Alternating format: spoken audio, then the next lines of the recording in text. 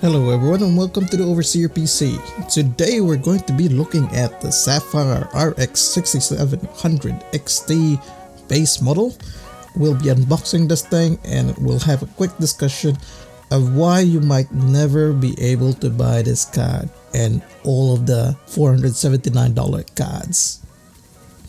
So anyway, the RX 6700 XT was released on the 18th of March.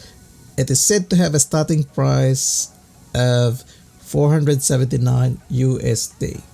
Starting at here in New Zealand, our AMD designated retailer PVTech had announced that they will release it at 2 in the morning, 19th of March. Yes, we are like a few hours advanced than you guys. But then nothing came up when I woke up at 3 in the morning, so I decided I'll just sleep in and just see what's going on in the morning. So when I woke up at 7, lo and behold, the cards were all up there. So I saw some RX 6700 XT. I wasn't planning on buying any of them, but then I saw the price. I was like, whoa, this is only like 828 New Zealand dollars, which is equivalent to 592 USD including tax. But anyway, it was the cheapest, and it was even cheaper than my 3060. If you haven't seen that video, it's here. Anyway, I bought it. I decided, hey, maybe I could just use this when I'm running some tests later on, and might just resell this back if I'm done with the test. Oh, and while we're on the topic, if you like our content, please click that like button and subscribe. It's totally free, I promise. It supports us here, and you know, when we buy things here with our own money, so yeah, your support really means a lot to us and to the channel. Anyway, a few minutes after I bought our card, all of the stocks of the cheapest RX 6700 XT had gone out of stock. All that's left are the more expensive ones, and I believe this will be the last ones we could buy at this price. Let's talk about that. I'm pretty sure you guys know that we are in the middle of a pandemic, yeah, and which has affected everything, specifically GPU prices. Now, AMD has made it clear that they were going to bring out this 6700 XT for gamers. So this card is actually not good for mining, but they've designed this for gamers. They have been planning to launch this card to help gamers out. Hence the realistic pricing of $480. This is, yeah, realistic compared to the fantasy prices of the 3060, which is $329, and the 3060 Ti, which is $400, which you don't really see those prices anyway. But despite the $480 pricing of this card, we will never see a $480 card after this few days, despite more supplies of the RX 6700 XT are coming from AMD's board partners. You know why? It's quite simple. Corporate greed.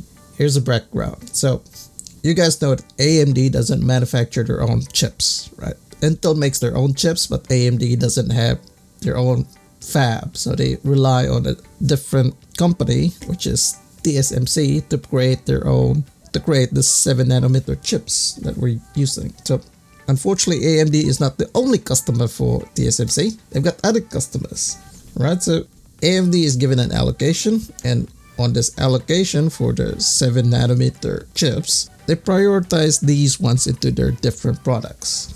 And according to rumors and leaks, the prioritization goes like this. The first ones are the consoles. Sorry guys, yeah, consoles comes first because they have a contract with Sony and Microsoft. And it was a no-brainer at that time that, yeah, consoles are a sure thing, sure income for them. Next ones are servers, and then you got the Ryzen desktop pads before the GPU. Yes, the GPU chips are the last one, unfortunately. So the AMD GPU chip is a very limited supply. Even if they make a few more or increase the allocation, they're still very limited. As I've said, AMD doesn't manufacture their own chips, and they don't manufacture their own cards as well. They rely on board partners to make cards. So like Asus, Sapphire, ASRock, Gigabyte, all that stuff. They are the ones that make the cards for AMD, right?